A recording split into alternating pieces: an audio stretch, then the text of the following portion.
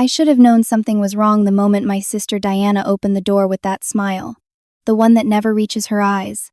She led my 8-year-old son Tyler and me into her massive dining room, where the table was set with fine china and crystal glasses.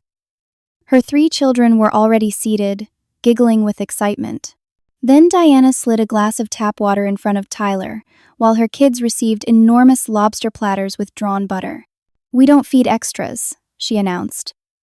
Mom, sitting at the head of the table, nodded. "You should know your place, Connie."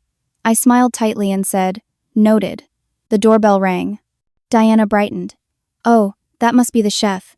The front door swung open, and I heard Diana's heels clicking across the marble foyer. I sat there, watching Tyler stare at his water glass while Diana's children cracked lobster shells with tiny silver tools. My nephew, who was 10, smirked at Tyler. My mother sipped her wine and looked away, as if the whole scene was perfectly normal. Then I heard a familiar voice from the entryway. "Connie, I've been looking everywhere for you." My heart stopped. Marcus Chen walked into the dining room, his face breaking into a warm smile when he spotted me. Marcus was one of the most acclaimed chefs in New York, known for his innovative approach to American comfort food. He'd been featured on morning shows and food networks, and he was walking straight toward me with his arms open. Diana followed behind him, her expression caught somewhere between confusion and irritation.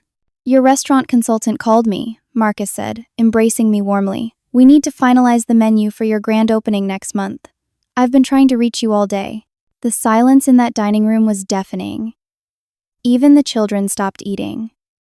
Mom's wine glass froze halfway to her lips. Diana's mouth literally fell open. I'd been working on opening my own restaurant for the past 2 years. Every spare moment, every extra dollar, every ounce of energy I had went into this dream. I'd worked 3 jobs, saved relentlessly, and kept it completely hidden from my family because I knew they'd find a way to tear it down. Diana had always been the golden child, the successful one who married a tech executive and lived in this sprawling mansion in the suburbs. I was the struggling single mother who never quite measured up. But Marcus wasn't supposed to be here. Not yet. Not like this. "Marcus," I managed, trying to keep my voice steady. "I didn't realize you were coming tonight. Your consultant said you'd be here," he explained, pulling out his phone. "We've got to lock down the supplier contracts this week if we want those heirloom tomatoes for the summer menu." Diana recovered first, smoothing her silk blouse and stepping forward. "I'm sorry, there must be some mistake. Connie doesn't own a restaurant. She can barely afford her rent." Marcus looked genuinely confused. "Connie's been working on this project for 2 years. She sent me samples of her cooking last spring. Best roasted chicken I've had outside of France. That's why I agreed to consult. The woman has serious talent." Brad, Diana's husband, leaned forward with interest. "What kind of restaurant, Connie?" I took a breath. There was no hiding it now. Modern American with classical French techniques, focusing on locally sourced ingredients and seasonal menus. The space is in downtown, near the Arts District. "Mom's opening a restaurant," Tyler burst out, his face glowing with pride. He'd been carrying this secret too, never telling his cousins or grandmother about the nights he'd done homework at empty restaurant supply stores while I negotiated equipment prices, or the weekends we'd spent at farmers markets while I developed relationships with local growers. Diana's laugh was sharp. "A restaurant? Connie, this is ridiculous. You don't have that kind of money. This is clearly some sort of scam or misunderstanding." "No, I've seen the business plan," Marcus said, his tone cooling. "It's solid. The location is excellent, and Connie's got real backing." That was stretching the truth a bit. I had 2 small investors, both friends who believed in me enough to put in money. It wasn't much, but combined with my savings and a small business loan, it was enough to get started. Mom finally spoke. "Connie, why didn't you tell us about this?" Because of this, I gestured around the table. Because of water glasses and extras and knowing my place. Diana's eyes narrowed. She set down her napkin very deliberately. "Well, how convenient. Since you're about to be a restaurant owner, you clearly don't need the money from Grandma's estate anymore." I'll call our lawyer tomorrow and have you removed as a beneficiary. You're obviously doing just fine on your own." My blood went cold. Grandma had passed away 6 months ago, leaving her estate to be split 3 ways between Diana, me, and our brother James. $50,000 was supposed to come to me. That money was critical. It was earmarked for the final build-out of the restaurant, the kitchen equipment I still needed, the initial inventory. Without it, I'd be short. Dangerously short. "Diana, that's not your decision to make," I said carefully. "Mom agrees with me. Don't you, Mom?" Mom looked between us, then nodded slowly. "Diana has a point, Connie. If you've got a business venture, perhaps the money should go to someone who needs it more. Diana has been managing the estate. She knows what Grandma would have wanted." Marcus looked uncomfortable, sensing he'd walked into something ugly. "I should go. Connie, call me tomorrow and we'll sort out those contracts." Diana walked him to the door with exaggerated politeness, but the moment he was gone, she turned back to me with a smile that made my skin crawl. "We'll talk about this family matter privately," she said. "But I think it's best if you and Tyler leave now. The rest of us are trying to enjoy our dinner." Tyler grabbed my hand as we walked out. I didn't look back at the table, at my mother's disapproving face, at Diana's children still eating their lobster while my son had been given only water. In the car, Tyler asked, "Are we really opening a restaurant, Mom?" "Yes, baby, we really are. Is Aunt Diana going to try to stop us?" I looked at his worried face in the rearview mirror and lied. "No, honey, everything's going to be fine." But I knew better. Diana had just declared war, and she always played to win. The certified letter arrived 2 days later, delivered by a courier who made me sign for it 3 times. My hands shook as I opened the thick envelope. Diana had convinced our mother to file a legal challenge to the estate distribution. The document was 20 pages of legal language, but the core message was clear. They were claiming I was financially irresponsible and shouldn't receive my inheritance share.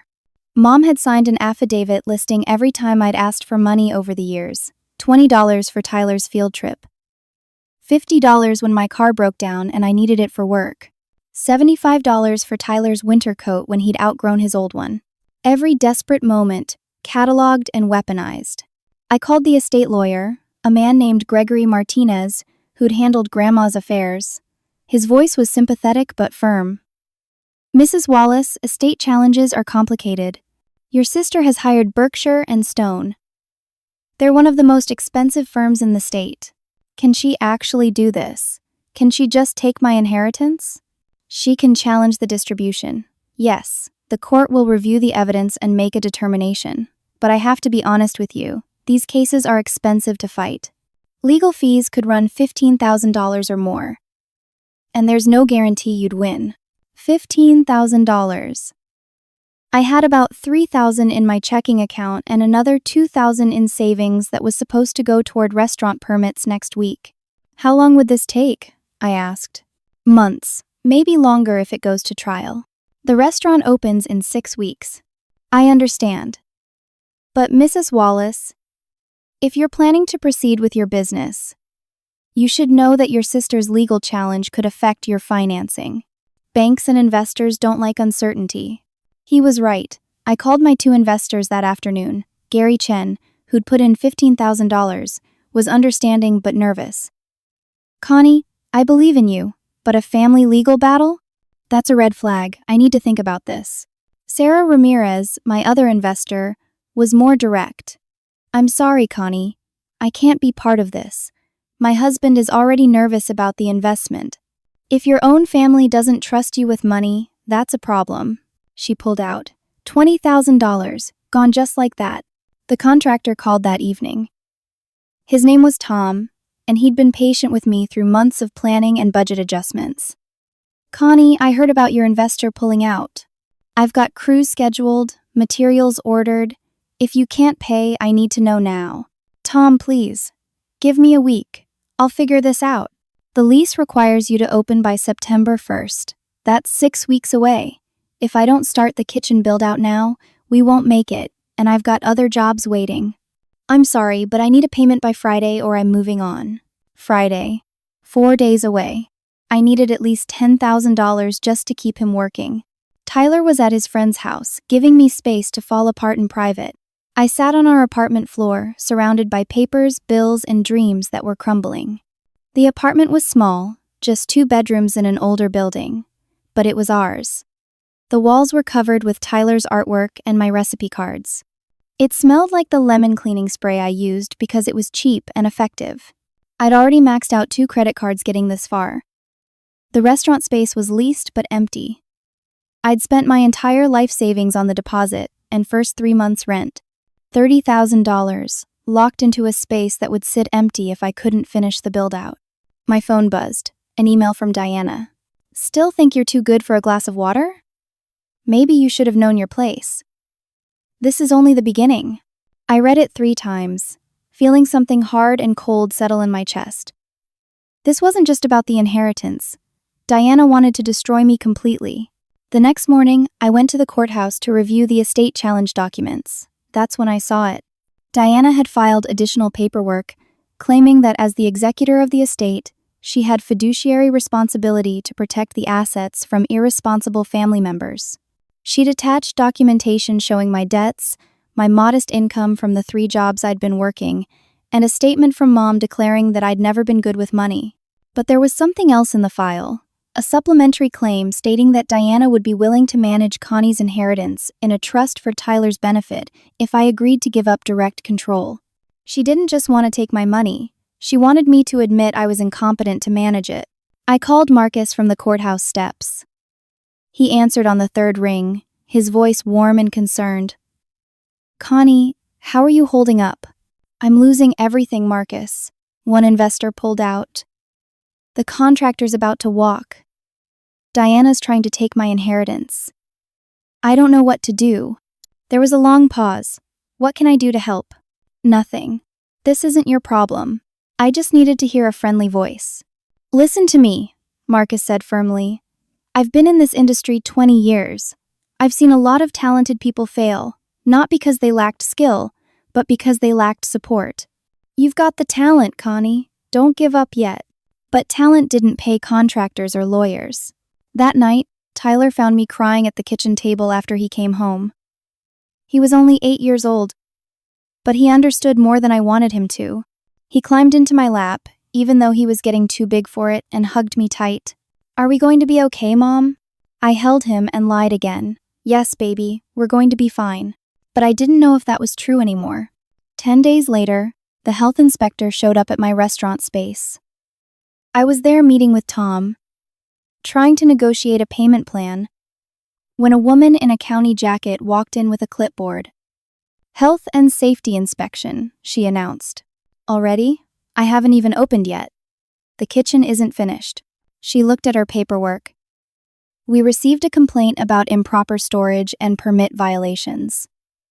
I need to do a full inspection. My stomach dropped. A complaint? From who? Anonymous tip. She spent an hour going through the space, marking things on her clipboard. When she finished, she handed me a violation notice. Wrong permits posted on the wall. Equipment stored in a way that violated code, even though it was temporary construction storage. Cleaning supplies not properly labeled, even though they were clearly marked construction supplies, not kitchen supplies. These violations need to be corrected before you can proceed, she said. I'm flagging this location for a follow-up inspection in 30 days. 30 days? But I open in 5 weeks. She shrugged. You can expedite for a fee. $800. After she left, Tom looked at me seriously. Connie, someone's messing with you. Those violations, they're technical at best. Someone wanted to slow you down. Huh. He was right. And I knew exactly who. The next blow came from the liquor license division. My application, which had been sailing through the process, was suddenly flagged for additional review. The clerk couldn't explain why. Sometimes applications get randomly selected for extra scrutiny. It'll take about 12 weeks. 12 weeks. I opened in 5. Then my food supplier called. Connie, I'm sorry, but someone called yesterday claiming to be you and canceled all your orders. I tried calling you back, but the number they gave was different. When I called this morning to confirm, they said you'd changed your mind about our partnership. That wasn't me, I said, my voice shaking. Someone's sabotaging my business. I believe you. But Connie, I've got to be honest, my manager is nervous. He says this sounds like drama, and we don't need drama. I'm going to need some kind of assurance before I reinstate your account. I wanted to scream. Instead, I said, I'll figure something out. I spent the next 3 days documenting everything, trying to prove Diana was behind it. Brad, her husband, had connections to city officials. He'd served on economic development boards and donated to local campaigns. It wouldn't be hard for him to make a few calls, apply some pressure. I confronted Diana at her house. It was a mistake. She was hosting a garden party, women in expensive sundresses, sipping champagne on her perfectly manicured lawn. I waited outside like hired help for 20 minutes before she deigned to see me. We stood in her marble foyer, her arms crossed, her expression bored. You need to stop, I said. Whatever you're doing, whatever game this is, just stop. Game? Connie, I'm protecting our family. You're trying to embarrass us with your little restaurant fantasy. Mom is humiliated. People are asking questions. You're making us all look bad. Grandma wanted me to have that money. She believed in me. Grandma was sentimental in her old age. She didn't understand the real world. That's why she left me as executor, to make the hard decisions. You're destroying my business. You're taking food out of Tyler's mouth. Diana's eyes were cold. I'm doing what's necessary. And Connie? I have a letter. From Grandma. Written 2 weeks before she died. She changed her mind about you. She pulled a folded paper from her purse. It was in Grandma's handwriting, shaky but readable. I recognized the stationery, the blue ink. I'm disappointed in Connie's life choices. I want Diana to manage her share responsibly. My hands shook as I read it. This can't be real. It's authenticated. Grandma's lawyer confirmed the signature. If you keep fighting me, I'll submit this to the court. You'll lose everything, Connie, not just the inheritance. You'll owe legal fees too, tens of thousands of dollars. Is your pride worth that? I left without another word. In my car, I called Gregory Martinez, the estate lawyer. I've heard about the letter, he said grimly. Connie, if it's authenticated, your case becomes very difficult. The court generally respects a deceased person's final wishes. But Grandma wouldn't have written that. We were close. She encouraged my cooking. She gave me her recipe books. I understand. But proving the letter is fake would require a handwriting expert. That's expensive. And even then, it's not guaranteed. That night, I got a text from Mom. Diana is right. You never could manage money, sign over your share, and stop causing problems. I sat on Tyler's bed and watched him sleep. His face was peaceful, innocent. He believed in me. He trusted that I could make this restaurant work, that we'd have a better life. But I was failing him. The contractor had stopped work. The restaurant space sat dark and empty. I was 4 weeks from losing the lease deposit, $30,000 down the drain. I was fighting 2 legal battles I couldn't afford. And now I had a letter that could destroy what little case I had. Tyler stirred in his sleep and reached for me. I took his hand, feeling the smallness of it, the trust in his grip, even while unconscious. I couldn't give up. Not yet. The custody papers arrived on a Tuesday morning. I was at the restaurant space, trying to figure out if I could do some of the build-out work myself to save money, when my phone rang. It was a process server at my apartment building, needing my signature. What kind of papers? I asked. Family court, custody petition. I drove home so fast I probably should have gotten a ticket. The documents were thick, official, terrifying. Diana was filing for emergency custody of Tyler, claiming I was financially unstable and couldn't provide proper care for him. The petition included photos. Our small apartment, taken from angles that made it look even smaller. Tyler's bedroom, which was cozy but clearly old. The shared bathroom with its chipped tile. Our tiny kitchen with its mismatched appliances. There were bank statements showing my debts. Credit card balances. The failed restaurant expenses. Everything laid out to make me look like a disaster. But the worst part was Mom's statement, 3 pages describing my poor judgment, my inability to prioritize my child. my obsession with unrealistic dreams. She described the time Tyler had worn sneakers with holes because I couldn't afford new ones right away. She mentioned that Tyler sometimes ate peanut butter sandwiches for dinner. She listed every moment of struggle, every difficult choice, as evidence of neglect. I called Diana immediately. "You're trying to take my son?" "I'm trying to give my nephew a stable home." "You're homeless in 4 days when your landlord evicts you. You can't feed him properly. You're drowning in debt. Tyler deserves better. I'm his mother. You're a mess, and the court will agree. The hearing is in 2 weeks. Bring your lawyer, if you can afford one." She hung up. I couldn't breathe. The walls of my apartment closed in. Tyler was at school, unaware that his life was about to be torn apart. Diana wasn't just trying to take my money or my business. She was trying to take my child. The social worker showed up the next day. Her name was Jennifer, and she was kind but thorough. She walked through our apartment, making notes. She asked Tyler questions while I sat in the kitchen, my heart breaking. "Do you feel safe here?" Jennifer asked him. "Yes, ma'am." "Does your mom make sure you eat?" "Yes, ma'am. Mom makes the best food. She's a really good cook." "Do you have a bed and clothes?" "Yes, ma'am." But I could see Jennifer noticing things. The apartment was clean but shabby. The furniture was secondhand. Tyler's clothes were neat but worn. We looked exactly like what we were, poor. After she left, I called my lawyer. I'd hired a family attorney named Patricia Stone, using the last of my credit. "They're building a case showing you can't provide," Patricia explained. "The photos, the financial documents, the social worker visit, they're creating a narrative. What do I do? You show the court you're stable. You have a home, a job, a plan. But Connie, you're about to be evicted. You're unemployed because you quit those 3 jobs to focus on the restaurant. On paper, their case is strong." My landlord had served the eviction notice the same week Diana filed for custody, 30 days to vacate. The landlord, Mr. Chen, had been apologetic. "I heard about your financial troubles. Someone called my wife, said you were a risk. I've got a business to run. I need reliable tenants." Diana knew the landlord's wife through their social circles. Of course she did. The remaining investor called. Gary's voice was regretful. "Connie, I'm out. My wife saw something online about a custody battle. We can't be involved in this. I'm sorry." The last $15,000 gone. Tom the contractor had already moved on to other projects. The restaurant space was now officially dead in the water. Even if I got the inheritance, even if I won the custody battle, I'd lost too much time. The lease deadline was 3 weeks away, and the space was nowhere near ready. I'd lost. Marcus stopped by the empty restaurant space and found me sitting on the floor, crying.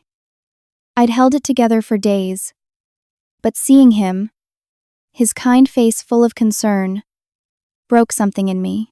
"I met your grandmother once," he said quietly, sitting beside me. "About 3 years ago, at a food festival, she talked about you constantly. Showed me recipes you'd sent her. She said you were the only one of her grandchildren who had real passion and grit. That woman adored you, Connie. Then why would she write that letter? Why would she say Diana should control my money?" Marcus frowned. "When did she supposedly write this?" 2 weeks before she died. Connie, when I met your grandmother, she'd just recovered from a stroke. She told me it had affected her writing. She was frustrated because she couldn't write out recipes anymore. She was using voice recordings instead." I stared at him. "A stroke?" "Yeah." She showed me her hand. It shook when she tried to write. Something clicked in my mind. I rushed home and dug through boxes I'd saved from Grandma's house. Letters, recipe cards, notes she'd sent me over the years. The last letter I had from her was dated 6 months before she died. The handwriting was different from her earlier letters. Shakier, less controlled. The letters slanted differently. She'd apologized in the note, saying the stroke had changed her handwriting. But the letter Diana showed me looked like Grandma's old handwriting, the confident, flowing script from before the stroke. "The letter's a forgery," I whispered. Marcus looked at me sharply. "Can you prove it?" "I'd need a handwriting expert, and that costs money I don't have." The custody hearing was 12 days away. The restaurant lease terminated in 20 days. My eviction was in 4 days. I had $217 in my checking account and nowhere to go. That night, Tyler asked me, "Mom, are we moving to Aunt Diana's house?" "Why would you think that?" "I heard the social worker lady talking to you. She said maybe I should stay somewhere stable." I knelt in front of him. "Tyler, do you want to live with Aunt Diana?" He was quiet for a long moment. Then he said, "Aunt Diana gave me water while her kids ate lobster. She called us extras." "You've never made me feel like an extra, Mom. Even when we have nothing." I held him and cried into his hair. "I won't let them take you, I promise."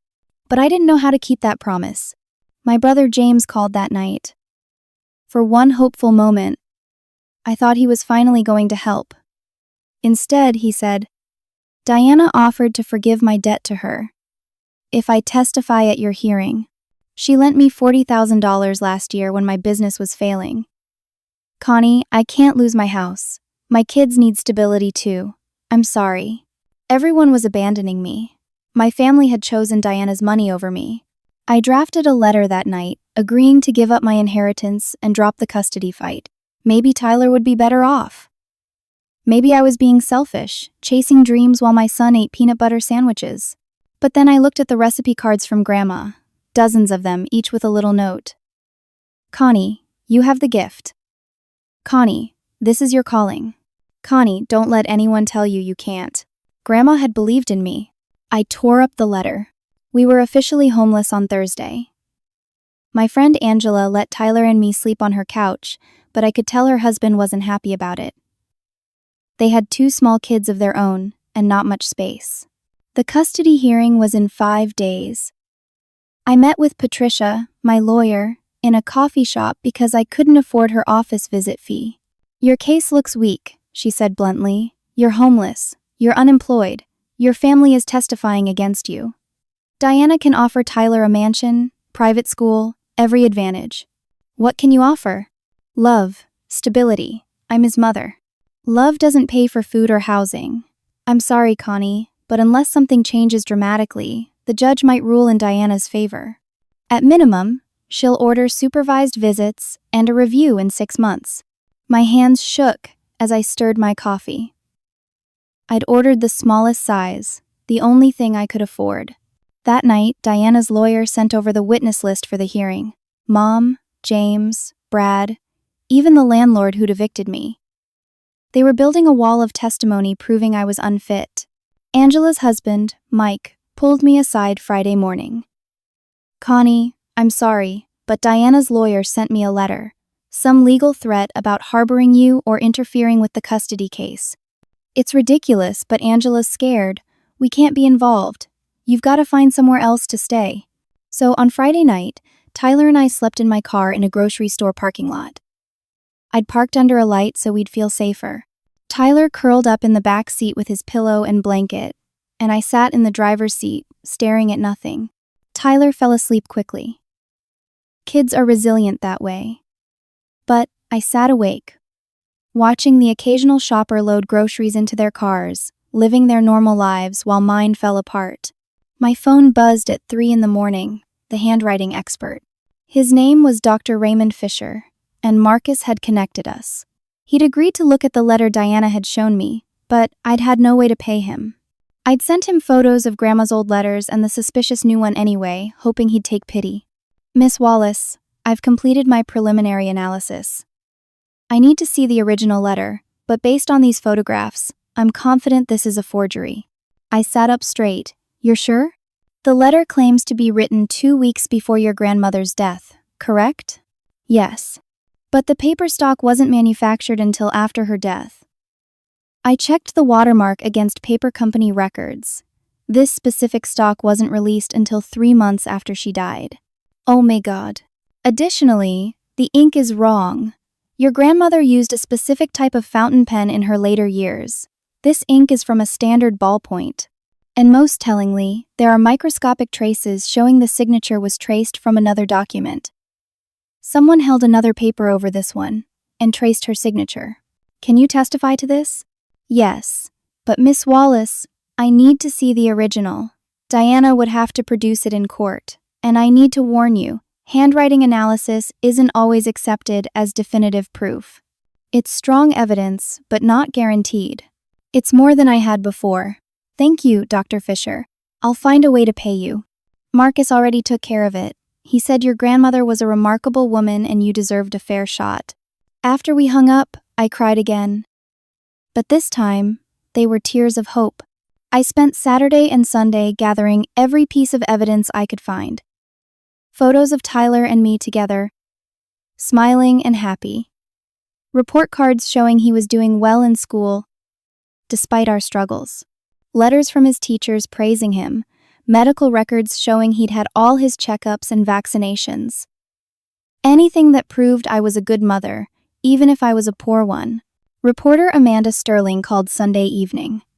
Marcus had connected us the week before, and she'd been investigating Diana and Brad's business dealings. Connie, my editor, killed the story. Diana's husband just signed a huge advertising contract with our parent company.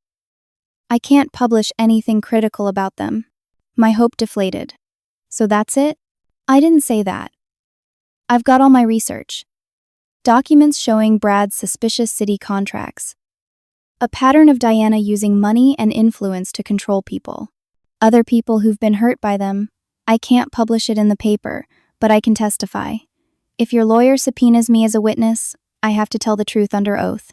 Would you do that? For the record, yes. What they're doing to you is wrong. Monday morning, I got a call from Marcus. Chef Patricia wants to meet you. Who? Patricia Hamilton. She's a famous restaurateur. She mentored me when I was starting out. She heard about your situation and wants to help. Patricia met me at a diner. She was in her 60s, with silver hair and sharp eyes. She ordered coffee and got straight to business. Marcus sent me your recipes. You've got talent, real talent, and I don't like bullies. She slid a folder across the table. I'm offering to invest in your restaurant. $200,000. Enough to complete the build-out, stock the kitchen, and cover operating expenses for the first 6 months. I stared at the folder, unable to process what she was saying. There's a condition, Patricia continued. You appear on my cooking show and tell your story. All of it. The custody battle, the sabotage, the forged letter. Everything. The show airs nationally. It'll be public. Diana will destroy me if I go public. Diana's already trying to destroy you. At least this way, you fight back. What do you say?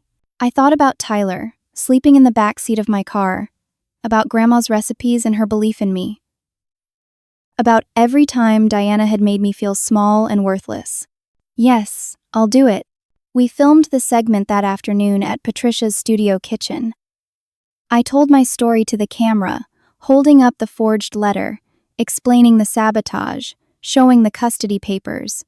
My voice shook, but I got through it. The show was scheduled to air in 3 days, the same day as the custody hearing. But Diana found out about the taping within hours. I should have known she would. She had connections everywhere. At 8 o'clock that night, there was a knock on Angela's door.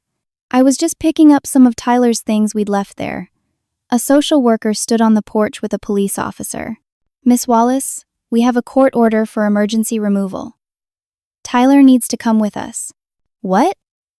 No. The hearing isn't until Thursday. Judge approved an emergency motion. Your sister claims you're exploiting the child for publicity, putting him in danger by making your custody dispute public. We're placing him in temporary state care until the hearing. Tyler came to the door, saw the police officer, and started crying. Mom? Baby, it's okay. It's just for a few days. I don't want to go. Please, Mom. They took him anyway. He was sobbing, reaching for me, and they put him in a car and drove away. I collapsed on the driveway, screaming, and Angela had to help me up. That night, I got a text from Diana. You should have known your place. Now you'll lose everything that matters. I sat in my car in that parking lot again, alone this time. No Tyler in the back seat. Just me and the crushing weight of failure. But something had changed. I wasn't sad anymore. I was angry. Diana had crossed the line. She'd taken my child, and I was going to make her pay for it. The custody hearing started at 9 in the morning. I wore my only good dress, the one I'd planned to wear for the restaurant opening. My hands shook as I walked into the courthouse. Tyler was being kept in a temporary foster home. I hadn't been allowed to see him or talk to him for 3 days. The social worker said it was policy during emergency placements. I felt like part of my heart had been ripped out. Diana arrived with Brad, both dressed expensively, flanked by their lawyers.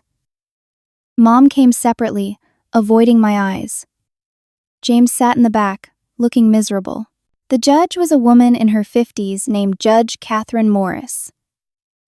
She had a reputation for being fair but strict. Diana's lawyer went first. He presented the photos of my apartment, the eviction notice, the financial records. He called Mom to the stand. Mom testified that I'd always been impulsive, that I made poor decisions, that I put my dreams ahead of Tyler's needs. She described me asking for money, struggling with bills, unable to provide properly. Has Connie ever harmed Tyler? Patricia, my lawyer, asked on cross-examination. Not physically, no. Does Tyler love his mother? Mom hesitated. Yes. Does Connie love Tyler? I suppose so, but love isn't enough. James testified next, reluctantly confirming that I'd had financial problems, that I'd asked family for help multiple times. Then Diana took the stand. She was poised, articulate, sympathetic. She painted herself as the concerned sister trying to save her nephew from poverty and instability. I can provide Tyler with everything he needs, Diana said. A good home, private education, stability. Connie can visit, of course. But the child needs more than she can give him. Patricia cross-examined. You gave Tyler water while your own children ate lobster. Why? Diana barely flinched. I'd prepared a specific meal for my children. I didn't have enough lobster for unexpected guests. Tyler had water because I didn't know what he'd prefer to drink. You called him an extra. I said we don't feed extras, meaning we don't keep extra food on hand. It was taken out of context. She was smooth, rehearsed. The judge's expression gave nothing away. Then Patricia called Dr. Fisher, the handwriting expert. He explained the forgery in technical detail. The wrong paper, the wrong ink, the traced signature. Diana's face paled. That letter is authentic, Diana's lawyer objected. It was verified by the estate attorney. By signature only, Dr. Fisher countered. Not by paper analysis or comprehensive authentication. This letter is a forgery. The judge asked to see the original. Diana's lawyer reluctantly produced it. Dr. Fisher examined it right there in the courtroom with a magnifying glass and UV light. This is definitely forged, Your Honor. I can provide a full written report. The courtroom got very quiet. The judge looked at Diana with new eyes. Then Patricia called Amanda Sterling, the reporter. Amanda testified about her investigation, about Brad's suspicious city contracts, about the pattern of Diana using influence and money to control people. I documented 3 other individuals who'd crossed Diana Wallace and subsequently faced mysterious business problems, permit issues, and financial challenges. The pattern is clear. Diana's lawyer tried to dismiss it as speculation, but the damage was done. Patricia called me to the stand last. I told my story. Simply, honestly. I talked about working 3 jobs to save for the restaurant. About Grandma's encouragement. About keeping Tyler fed and safe even when we had nothing. About Diana's systematic sabotage of my business. Why do you think your sister did this? Patricia asked. Because she can't stand that I might succeed without her. She's always seen me as less than. When I showed I was capable of more, she had to tear me down. Do you love your son? More than anything in this world? Are you a perfect mother? No, I've made mistakes. I've struggled, but I've never stopped fighting for him. When I stepped down, I saw something in the judge's expression. Not pity, understanding. Then Patricia brought in her surprise witness, Chef Patricia Hamilton. Patricia entered the courtroom in her usual elegant style and asked to address the court. The judge allowed it. Your Honor, I'm here to provide testimony about Connie Wallace's character and abilities. But first, I'd like to present something. She handed the judge a document. This is a partnership agreement. I'm investing $200,000 in Miss Wallace's restaurant and offering her a position in my restaurant group. I've personally sampled her cooking and reviewed her business plan. She has exceptional talent and solid business sense. The judge looked surprised. You're offering this now, during a custody hearing? I'm offering it because it's true. Miss Wallace is not the irresponsible person her sister portrays. She's a hardworking single mother with real ability. I'm also offering her temporary housing in the apartment above one of my restaurants until she gets on her feet. Diana's face went white. There's one more thing, Your Honor, Patricia said. She pulled out a video player. May I present evidence? The judge nodded. The video showed Grandma, recorded 6 months before her death. She was in her lawyer's office, speaking directly to the camera. I'm making this video as part of my final wishes, Grandma said. Her voice weak but clear. I want there to be no confusion about my intentions. I'm leaving my estate to be split 3 ways between my grandchildren. But I want to say something specifically about Connie. I started crying. Connie is the one with true heart and courage, Grandma continued. She's struggled, but she's never given up. She's raising Tyler alone and doing a beautiful job. I'm leaving her share in a trust specifically for her restaurant dream because I believe in her. Diana has always had everything handed to her. Connie has earned every step. I want Connie to know that I'm proud of her, and I believe she will succeed. The video ended. The courtroom was silent except for my crying. Diana's face was ashen. She'd never known about the video. Judge Morris looked at Diana with barely concealed anger. Miss Wallace, did you forge that letter? No, Your Honor, I thought it was real.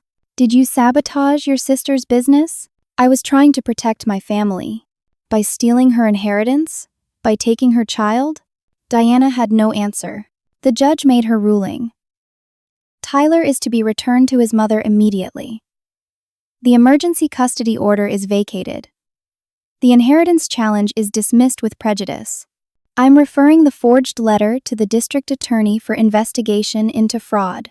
Miss Diana Wallace, you are to pay Miss Connie Wallace's legal fees in full, plus $50,000 in compensatory damages for business sabotage.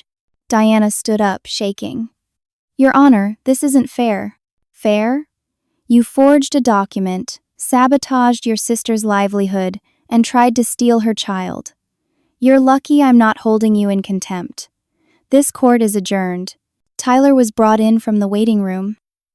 He ran to me, and I caught him in my arms, holding him so tight I was afraid I'd hurt him. Mom, I knew you'd win, he said into my shoulder. Over his head, I saw Diana standing alone. Brad had stepped away from her. Mom was crying. James wouldn't look at anyone. Diana walked past me without a word. But I saw something in her face, not regret, rage. But I didn't care anymore. I had my son, I had my chance, I had won. 3 months later, the restaurant opened. We called it Grandma's Table. The sign outside featured her handwriting from one of her old recipe cards. The interior was warm and inviting, with exposed brick and soft lighting. The kitchen gleamed with new equipment, all of it running smoothly under Marcus's expert guidance. Chef Patricia was there for opening night, greeting guests and introducing me to food critics and local celebrities. The place was packed, every table full, a waiting list at the door. Tyler wore a little chef's hat and helped serve bread to the tables, beaming with pride. The menu featured Grandma's recipes, updated with my own touches. Her pot roast with red wine reduction, her chicken and dumplings with fresh herbs, her apple pie with a brown butter crust. Everything made with love, just like she'd taught me. The reviews came in over the next few days. 5 stars. A triumph of comfort food elevated to art. Chef Connie Wallace has created something special. Grandma's Table feels like coming home. We were fully booked for 3 months solid within a week. Tyler and I moved into the apartment above the restaurant. It was small but perfect, with windows overlooking the street and a little kitchen where we could cook together. Tyler's bedroom had space for his toys and books. He decorated it with his own drawings and the recipe cards from Grandma. The inheritance money finally came through, and I put it exactly where Grandma intended. Into the restaurant and a college fund for Tyler. Diana showed up on opening night. I was in the kitchen when Tyler came to get me. "Mom, Aunt Diana is here." My stomach clenched. I walked out to the dining room, wiping my hands on my apron. Diana stood near the door, looking around at the crowded, happy restaurant. She was alone. No Brad, no Mom, no kids. We looked at each other for a long moment. "You got what you wanted," she said finally. "No, Diana. I got what I earned. There's a difference. I came too." She stopped, struggling with words that didn't come naturally. "I came to see it. Are you hungry?" She looked surprised. "What? Are you hungry? Do you want to eat? I don't think I'm welcome here." I gestured to Tyler. "Grab a menu." Tyler hesitated, then brought over a menu. Diana took it with shaking hands. "Everyone is welcome at Grandma's table," I said. "Everyone gets fed. That's the rule." Diana's eyes filled with tears. She nodded and didn't speak. I had her seated at a small table in the corner. I didn't serve her myself, but I made sure she got the best meal we could prepare. When she left an hour later, she stopped by the kitchen door. "It's good, Connie. Really good." "Thank you." "I'm sorry." The words came out quickly, painfully. "For everything." I nodded. "I know." She left. I don't know if we'll ever have a real relationship again. Maybe someday. But that night, I gave her what she'd refused to give me: dignity. Mom came by a few weeks later. She was hesitant, apologetic. We talked for hours. She admitted she'd always favored Diana, always seen me as the problem child. She'd been wrong. "Grandma saw it," I told her. "She saw who I really was." "I see it now too," Mom said. "I'm proud of you, Connie." It was something at least. James called to congratulate me. He was still paying back Diana, but he'd stood up to her after the court hearing. They weren't close anymore. The restaurant thrived. We hired a staff of 6, all people who needed a second chance, like I'd gotten. Marcus consulted once a week, teaching me techniques and helping me refine the menu. Chef Patricia became a mentor and friend, treating me like the daughter she'd never had. Tyler flourished. He was doing well in school, making friends, learning to cook on weekends in the restaurant kitchen. He told anyone who would listen that his mom was the best chef in the city. 6 months after opening, we got our first James Beard Award nomination.